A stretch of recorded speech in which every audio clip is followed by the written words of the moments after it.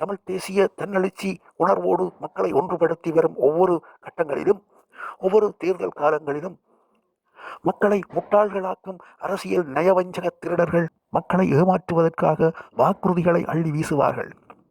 பொய் வாக்குறுதிகளை வழங்கி எப்படியாவது ஆட்சியில் அமர்ந்து விட்டால் 5 வருடங்கள் வரைக்கும் இந்த பொய் வாக்குறுதி திருடர்களை எதுவும் செய்ய முடியாது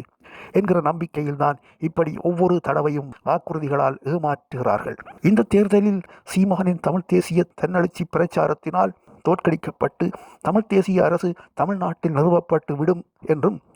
அப்படி சீமான் தலைமையில் தமிழ் தேசிய அரசியல் அரசு தமிழ்நாட்டில் நிறுவப்பட்டு விட்டால் இவ்வளவு காலமும் மக்களை ஏமாற்றிய திராவிட திருடர்களின் நிலை மோசமாகிவிடும் என்பதாலும்,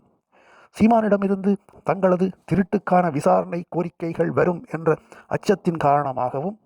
இரகசிய திட்டத்தின் அடிப்படையில் களமிறக்கப்பட்ட தந்திரத்தின் ஒரு வடிவமே தமிழக வெற்றிக் கழகம் என்ற ஏமாற்றுக் கட்சி.